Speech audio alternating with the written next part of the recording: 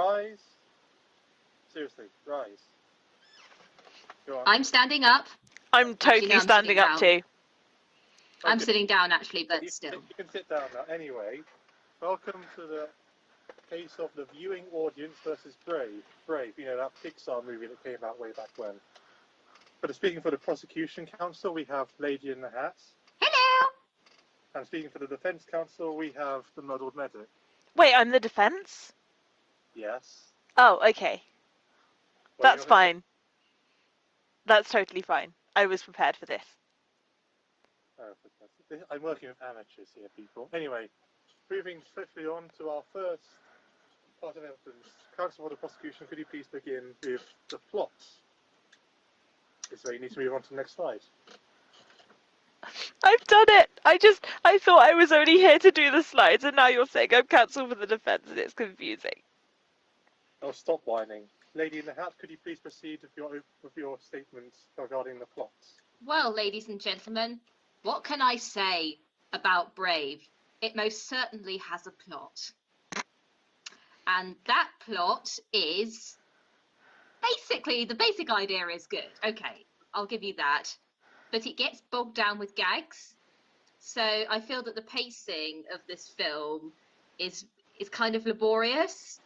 So I suppose we better actually explain what this film is actually about. That's probably a good starting point, certainly. In fact, shouldn't you actually do that, Judge? Because, you know, you're the one who set this whole thing up. I suppose I should, shouldn't I? Oh, yeah, so Brave, redheaded Princess Merida goes through a tomboy phase where she doesn't understand her mother. Objection, Your Honour! Fun? Objection, Your Honour. I thought I'd try saying objection and see what happened. Well, I give you a chance to speak, but you interrupted me, so I'm afraid that's 1 point off your final. Oh, I'm sorry. You can only say objection to things that the prosecution says. Okay.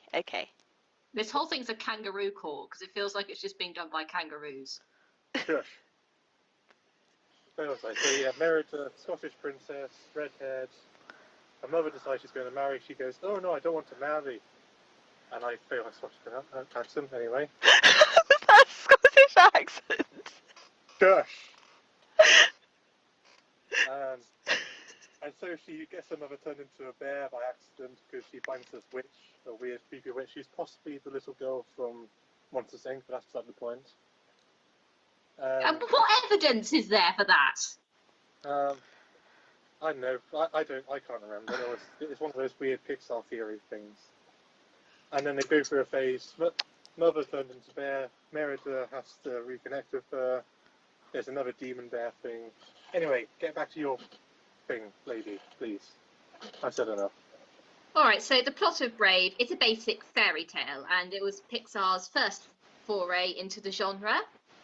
And overall, it's something that we've seen before, so we're all aware of Brother Bear, but also films like The Emperor's New Groove and Beauty and the Beast, although it's interesting here that the main character who is being turned into an animal or a beast, that it's not really focused on them learning a lesson, although they do. Of course, it's focused on the one who actually did the transformation in the first place, so this is Merida's story. And compared to a lot of other Disney fairy tales, I feel that the pacing is quite slow in this one. So it gets done in about 30 minutes, while other films can get done in 10. So it's not really until the middle of the film that we actually have the mother turning into a bear.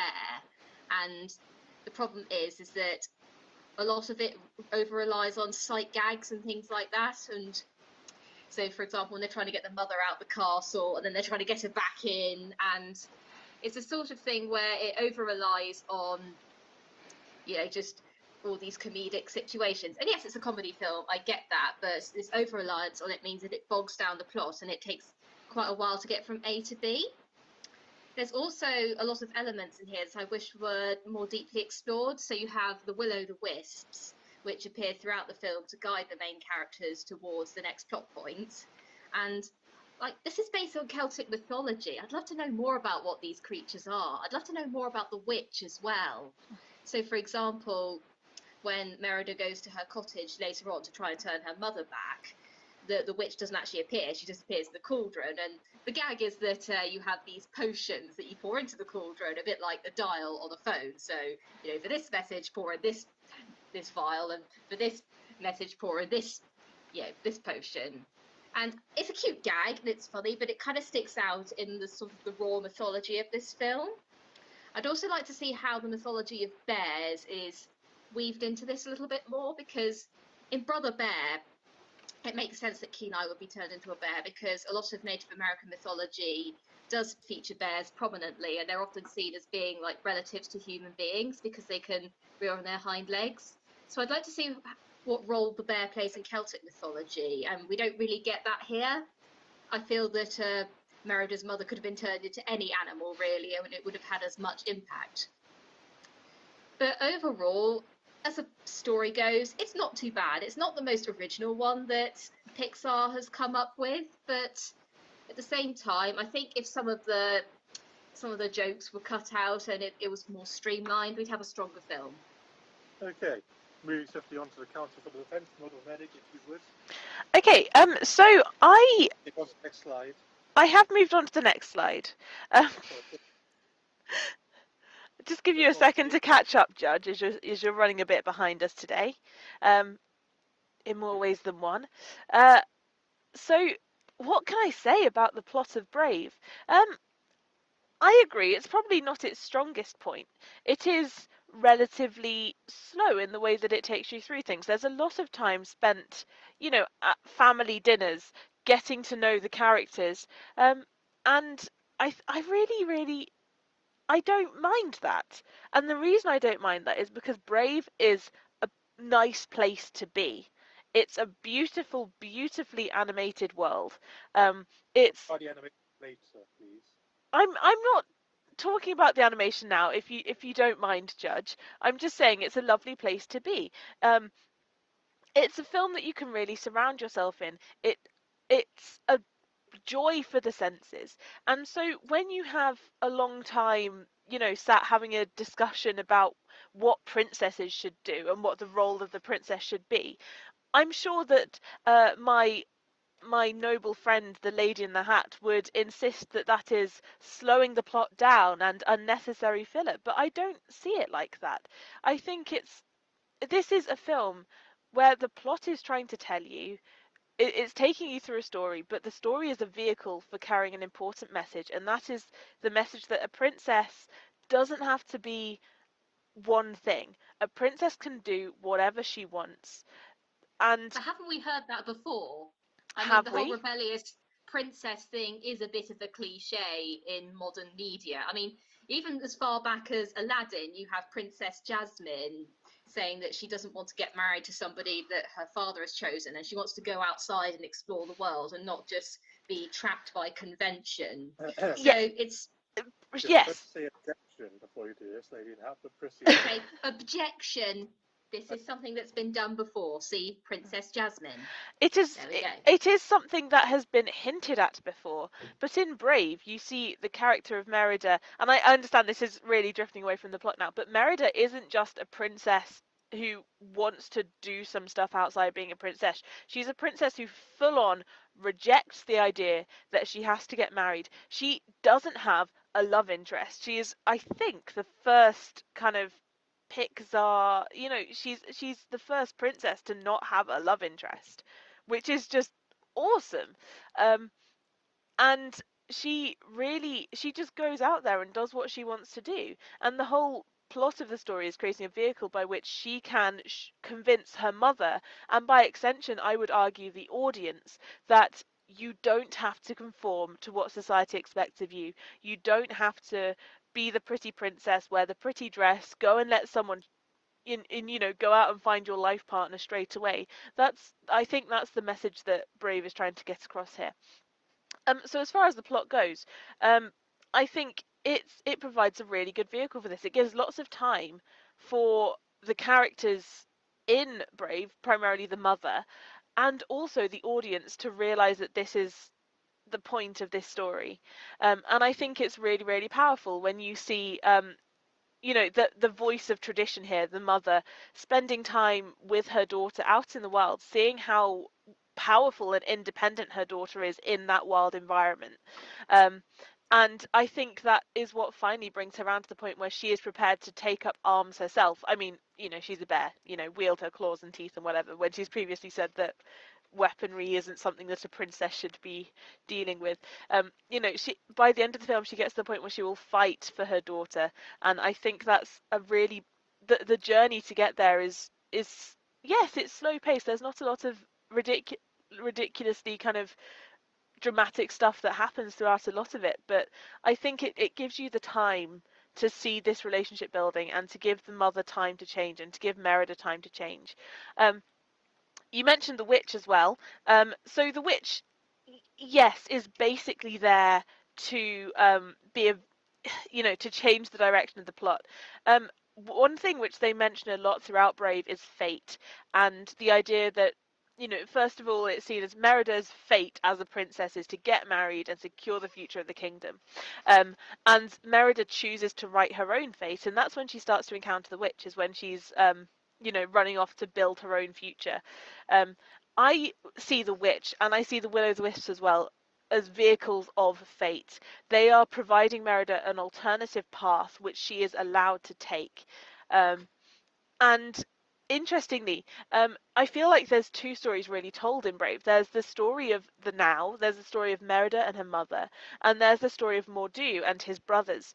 And presumably the same thing happened to Mor'du. He was also in a position where he had the option to change fate, change his own fate, and he followed that path as well. But for whatever reason, he didn't complete the journey.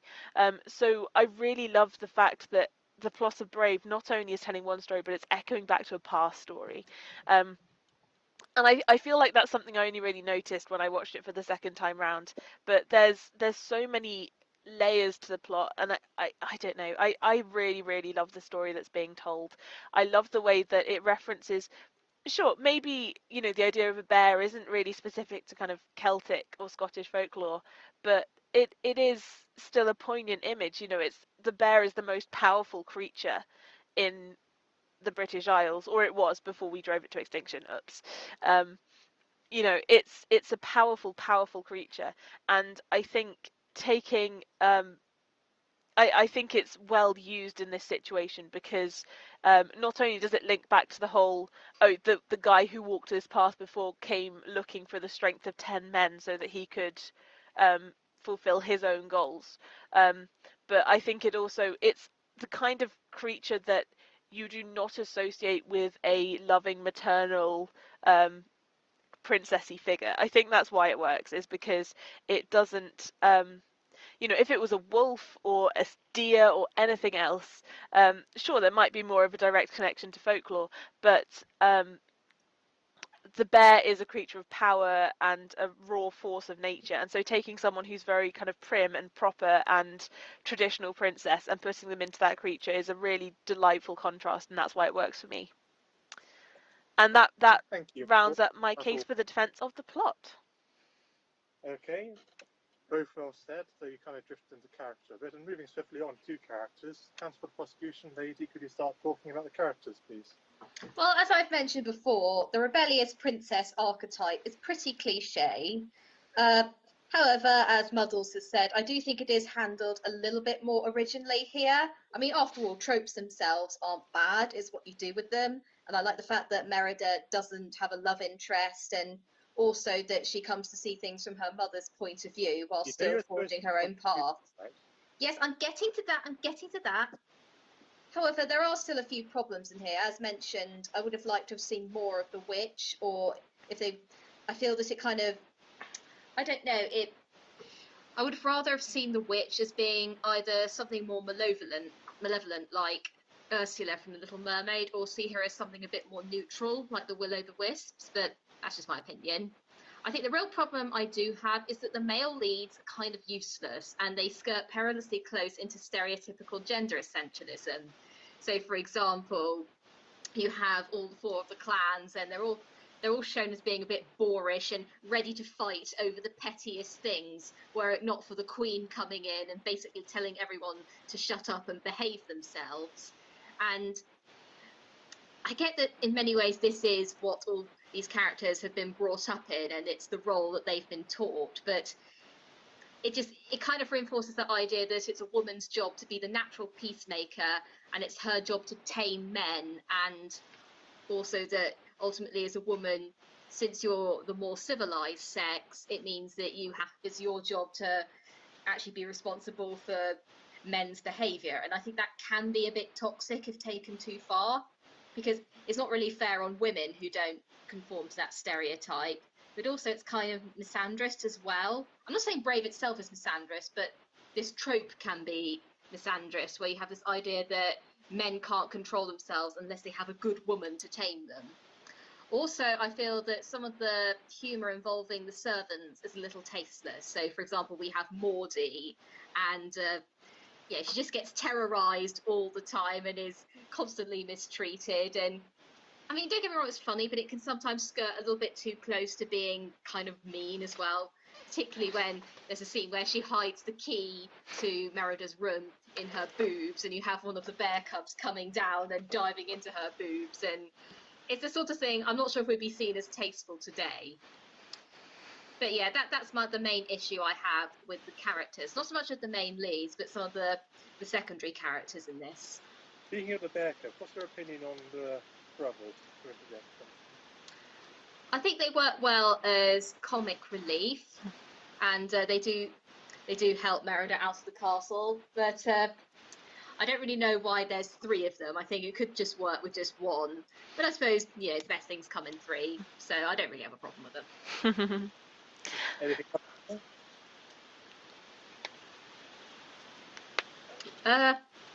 No, that's it really. Okay, Council of the Defence, you're I was going to say witness, but it's not really a witness, is it? Well, I mean, for the purpose of this court, it is a witness. Yeah, sort of. Anyway, given the format we're using here.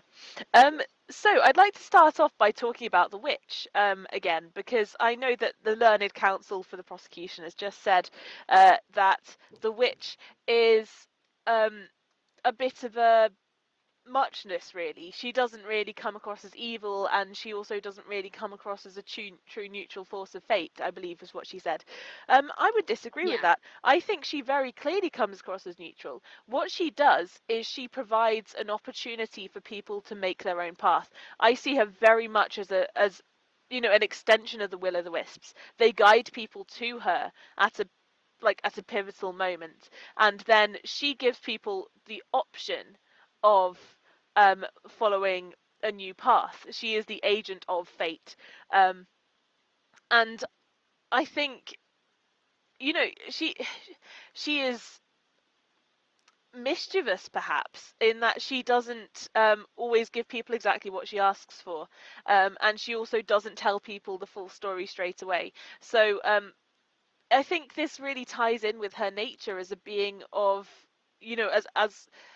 as a being of fate. She's giving people an option, but she isn't revealing the full story, which I think is very true to real life. Isn't that a problem, though?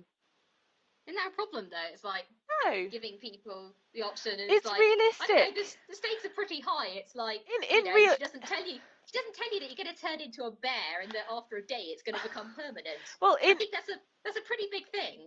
In real life, when you make a big decision to change the path of your future, you do not know the consequences of that action, and I think that's why she is so unhelpful, as she might seem, because it emulates what happens in real life when you make a big decision. So, firstly, I just want to defend the witch. I really like the witch. I like the fact that she barely appears. I like the fact that she's never explained. I like the fact that she's kind of like presented this like, I'm a witch, but I'm in retirement. I'm totally in retirement. I've given up witching. I'm a wood carver now. And then she just comes out and goes like, well, all right, fine.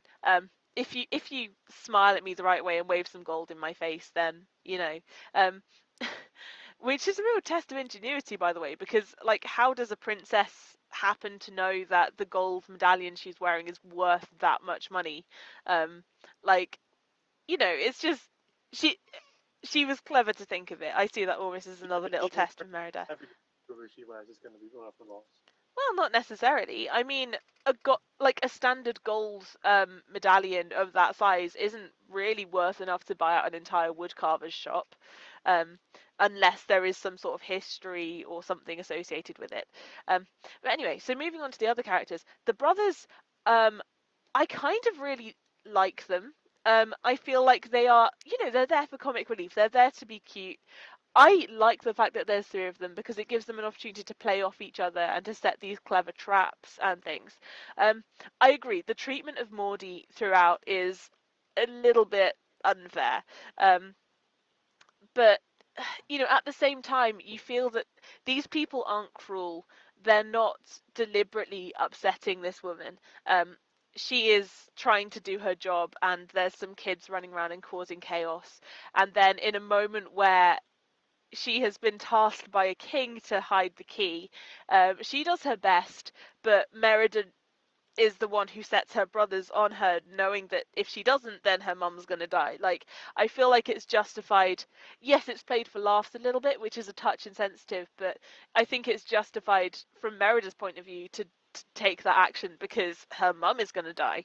But what about from a storytelling point of view? Would you say it's justified for the writers to do something that might be seen as problematic? Because you have to remember, these things are always, have people behind them writing them. The characters themselves don't actually have consciousness or agency. It is all decisions of the writers.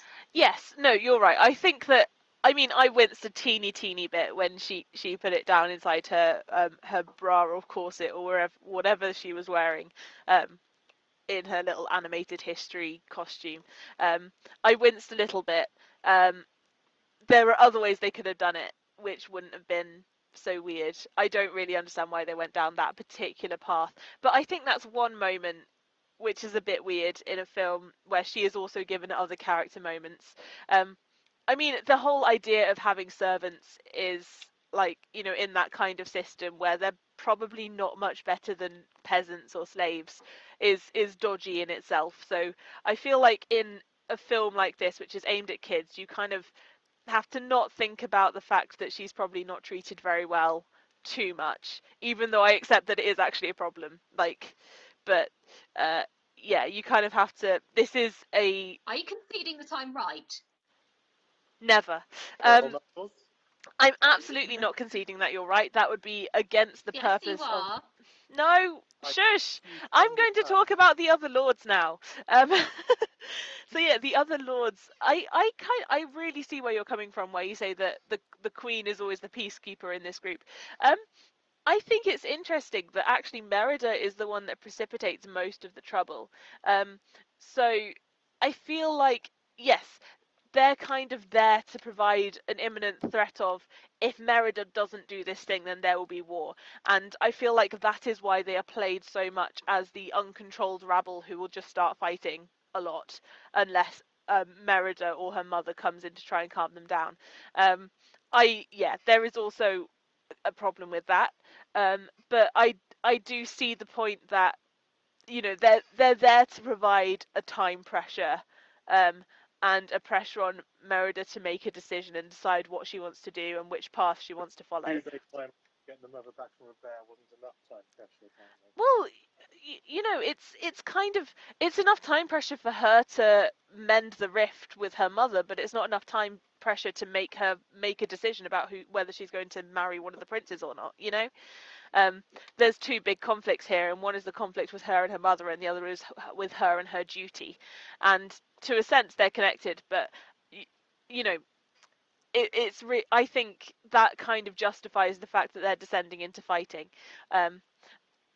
As for like the princes themselves, like I kind of like the fact that they're mostly just incompetent, because it like the reason that they're there and are in the line to marry Merida is because they were born to relatively competent parents, but that doesn't make the kids competent themselves. This is a new kingdom, so all of the people in charge are people who won a war recently, but their kids, the next generation, aren't necessarily going to be great military leaders themselves, and so I kind of like the fact that they show that.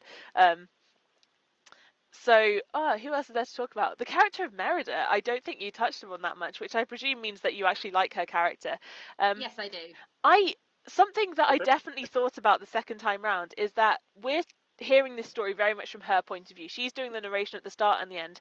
And so in the first half of the film, there's kind of before Mum is changed into the bear, we always see the Queen from a negative angle. Like every single thing she's saying is like, princesses don't do that, princesses don't do that.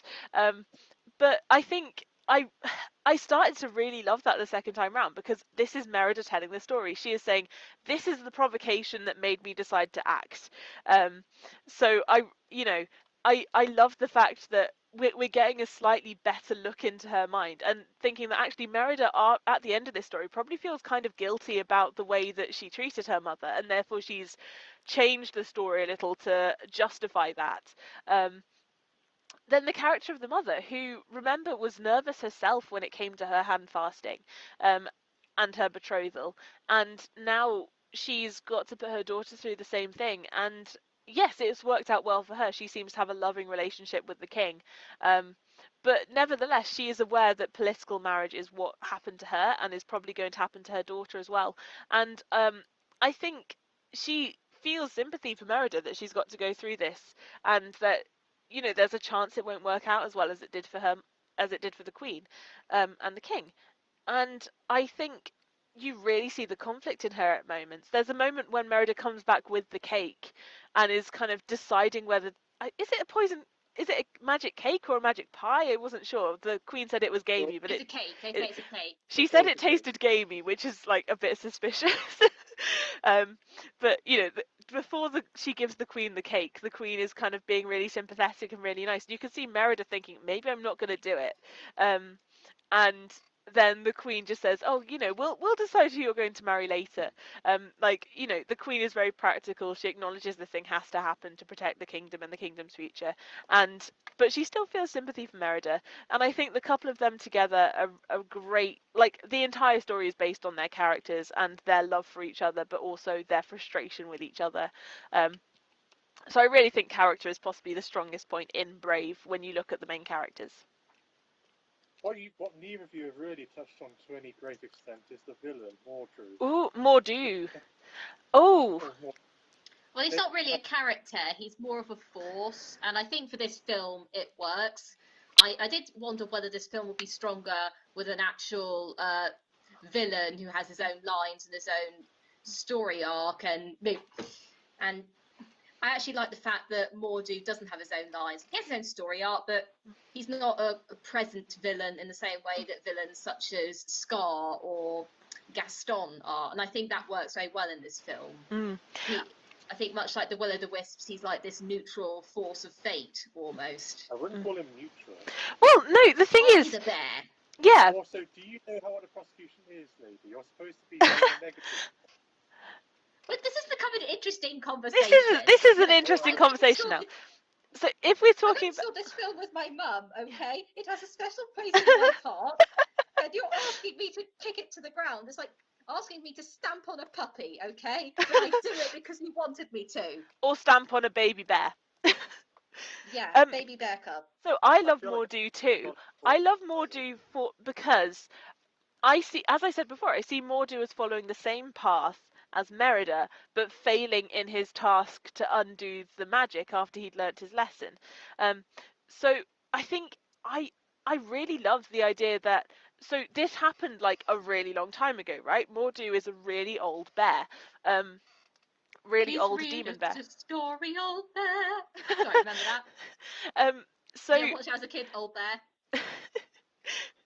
So Sorry, his story is a really old one. So that means that the story that we are told of Mordu, which is he was one of 4 brothers and he wanted to rule the other brothers. And so he went off and asked the witch for the strength of 10 men and then became the bear and then didn't change back from being the bear. I think we don't know that that's true necessarily. By the very nature of oral storytelling, we don't know how that story began. And it makes me think, in a few hundred years, if Merida had not managed to change her mother back, what story would be told about Merida and her mother? I'm sure it wouldn't be a story about, a queen and her daughter having a bit of a row about who she was going to get married. I think it would become much more dramatic. By her mother. That's probably about it. Sorry? the story of the princess who got eaten by her mother. Well, exactly. You know, it would probably be, oh, there is a demon bear in the forest. A queen was full of evil spite and changed into a bear because she was so angry with her daughter, and now she roams the forest and kills any wayward children that disappoint their parents or something. You know, I feel like the story of Mor'du, we never hear it in its true form, because the guy we see at the end, when Mor'du is killed and the prince's spirit is released, you know, he is presented as kind of like a good guy who is glad to be at rest. So at some point, like, I think it's very unlikely he set out to become an evil bear that would roam the forest and like tear down the palace that he wanted to rule over. So I love the idea that that story is kind of shrouded in mystery. We don't know exactly what's happening, and that I think makes Mor'du a much stronger character. Is that idea that, I mean, there's no way on earth that he went to the witch and said, "I want the strength of 10 men." There's no way he expected to be turned into a bear, and he then didn't have anyone to help him, as Merida helped her mother. So he couldn't mend the rift, and he was stuck in that form forever. And you know, eventually lost his mind and went mad and started attacking and killing everybody. I think it makes him a really kind of tragic character, and I think we're meant to feel a sense of joy and release when he dies, and I think we get that when the spirit of the prince is released. He seems grateful, and I really like that. I love the fact that it's, you know, they could have just made it an evil demon bear, and I think they made him much more complex than that. Okay, so moving swiftly on, we've talked about characters far too long, honestly. Never mind, this one.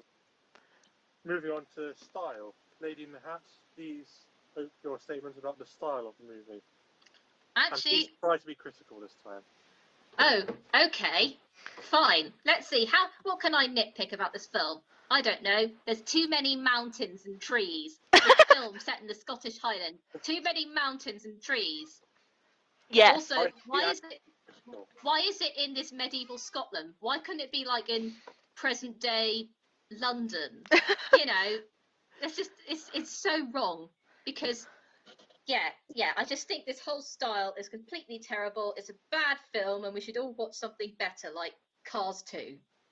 You can't see it, but I'm banging my head on my keyboard. Look, I don't have any issue with the style of this film. I think it works. Okay. What about the music? I like the music. It's based on traditional Celtic music. I like it. I should have asked Cadet. He can actually be critical of music. Right, well, what would you rather the music be? Would you rather that it was, dubstep? I like it. I was hoping you would not like it, because that would have been more interesting. What? I wanted to balance the viewpoint, but I'm sorry, like, the style of Brave is unquestionably fabulous. Yes, it is. Yes, moving on. Okay. Case for the defense. I'll try and keep this short because, like, frankly, I could just gush over this film for so long. This is one of the only film soundtracks that I have, like, in many playlists. I listen to the music from this film a lot. There's so many fantastic details hidden in the music. I won't even bother talking about the animation, by the way, because we all know that's fabulous. But the music, there's so many beautiful hidden things in it. So, when they're sneaking back into, is it when they're sneaking back or when they're sneaking out? There is a song being sung in the hall by, about, Mor'du. They conquered Mor'du. They're sneaking out, I think. Sorry? Yeah, they were sneaking out. Sneaking out, whichever one it is, and they're singing this song in the hall about Mor'du. And in the film, you hear so little of it. If you actually go and listen to the soundtrack, there's an entire 3 or 4 minute song with all this amazing boasting stuffed into the verses. It's just brilliant. I really recommend you go and listen to the Brave soundtrack. I already have it. It's so good. Yeah. It's just, and the thing is, they didn't need to do that. It's barely even in the film. It's only in there for a minute, and it's muted because you're hearing it from another part of the castle. Which, by the way, it takes quite good sound design to make it sound like there are some people singing a few rooms away, really loudly and bawdily. It must be quite difficult to pull off, and they do it really well. The sound design in this film is fantastic, as well as the actual music and everything else they use. there is like some incredibly dramatic fighting music when the two bears are fighting each other. It's just awesome.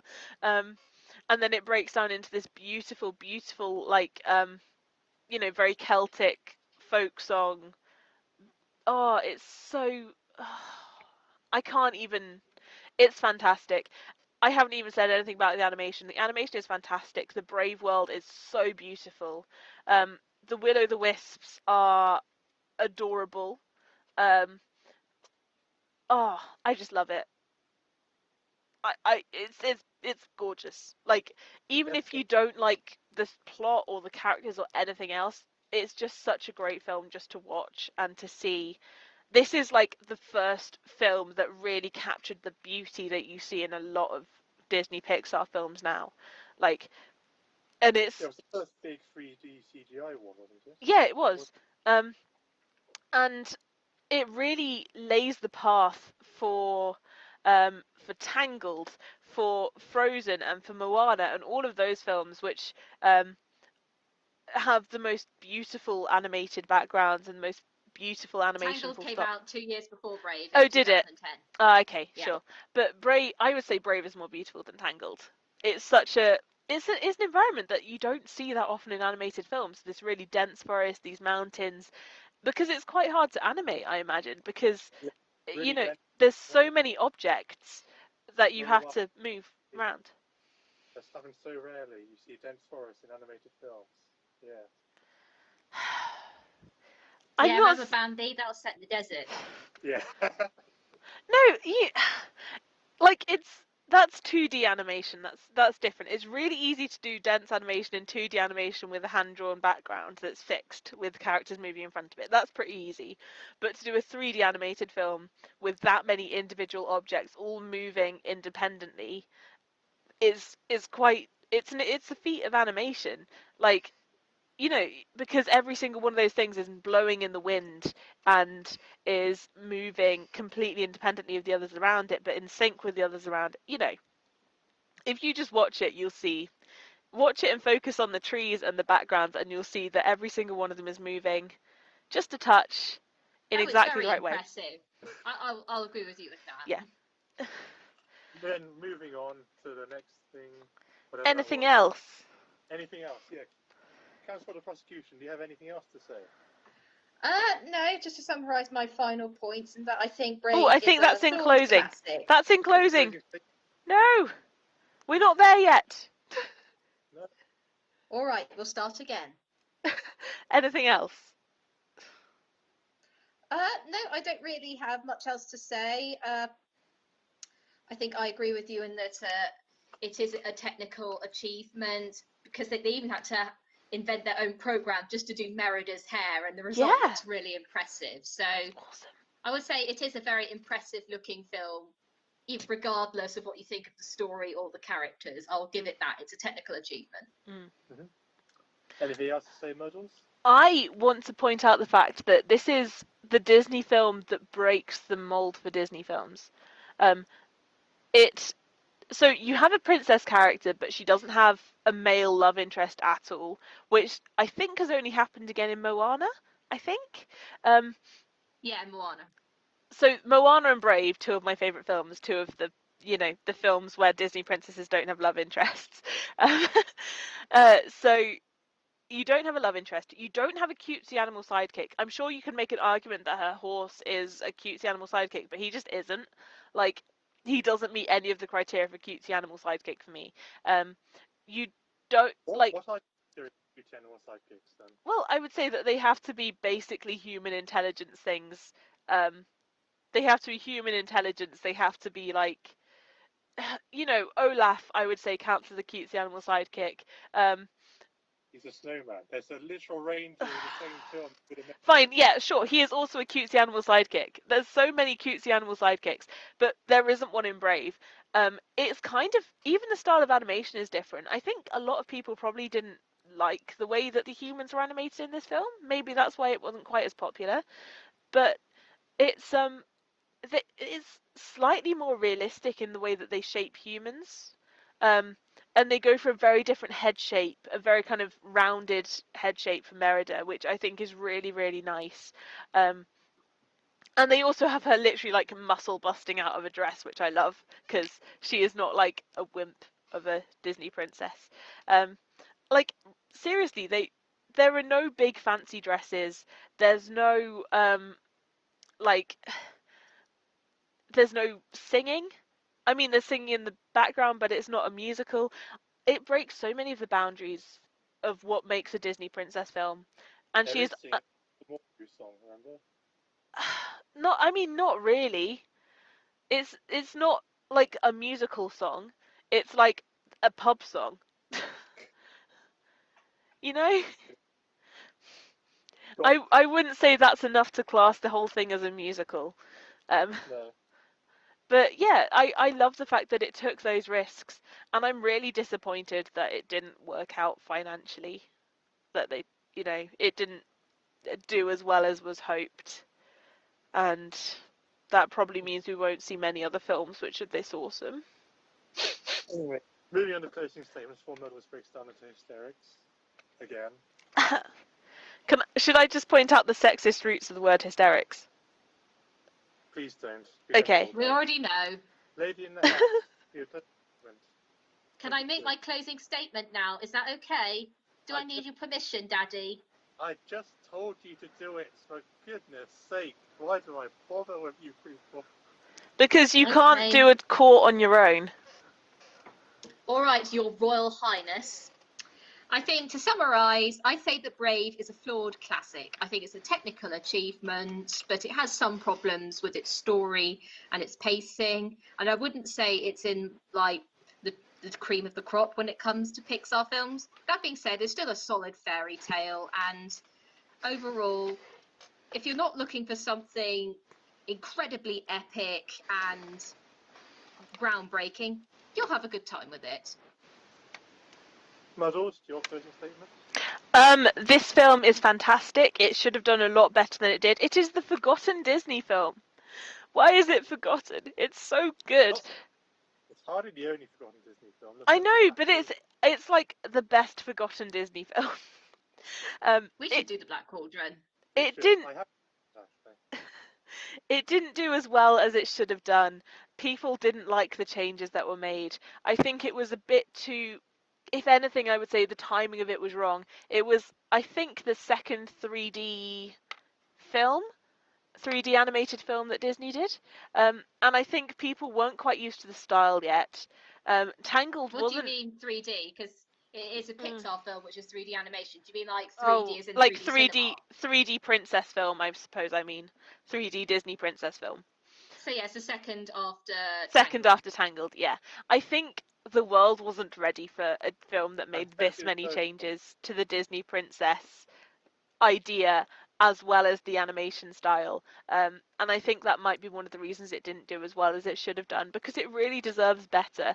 And I would love to see more films which are this new and take this approach, because Disney is really good at doing fairy tales, but normally they cutesy up their fairy tales a lot. This is actually kind of dark and dramatic and deals a lot with human emotion and expectations that are placed on people.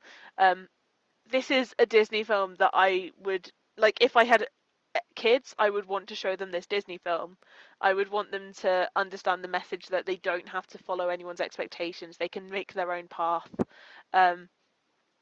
And like, it's, I wish this film was better known and better loved, because it truly deserves to be. And I really encourage you to watch it. It's great. Anyway, and now to the verdict, which is my bit. Yay! Your instructions to the jury. My instructions to the jury. Well, my personal opinion on this film is kind of in the middle, honestly, because I love the animation. I like some of the characters, but others really irritate me. So yeah, I'm always going to be in the middle, but then it's kind of rare for people to be in the middle with this film, because from the research I've done, it's a Marmite film, really. You're either going to really love it, like Muddles and Lady, that she wasn't supposed to. Clearly, I can only be honest. yes, that's what you can. And you're either going to love it or hate it. And at the end, just for you to decide. Me, I'm in the middle. But for jury out there, all of you watching, wherever you are, you all 10 of you, it is up to you to decide. But either way, I would agree with Muddles' verdict. Watch the film. It doesn't, whatever else about it, doesn't deserve to be forgotten. It is good enough for that, I suppose. Yes, thank you for watching our first ever proper video trial thing. So, say goodbye, Muddles. Do I have to? Yes. Goodbye, Muddles. I hate you. Say goodbye, lady, properly. Goodbye, and let's face it, I'm just right on this one. I was right. You're right, but Goodbye, also folks. you were totally backing my side. No, I wasn't, because I don't think it's as amazing as you say it is, but I'm more of in the middle, so I'm with the judge. That I'm his trying to opinion do my to be mine. closing. Oh, sorry, we're interrupting his closing. So it's goodbye from all three of us. Catch you next time. I've been Judge Bookman. Why do I bother? Just close to stop the video already. I give up. Goodbye. I'm going to go and eat a whole tray of millionaire shortbread and chocolate fingers and basically chocolate things. Can I have some? You don't. No, That's you can't have- totally. They're all for me. That's totally the sign of a very healthy mental health. Yes. Leave me alone. Bye, everyone. That's an actual statement. An Goodbye. actual statement. It's important that you have a healthy mental health, everyone. Goodbye. Indeed. Goodbye. Bye.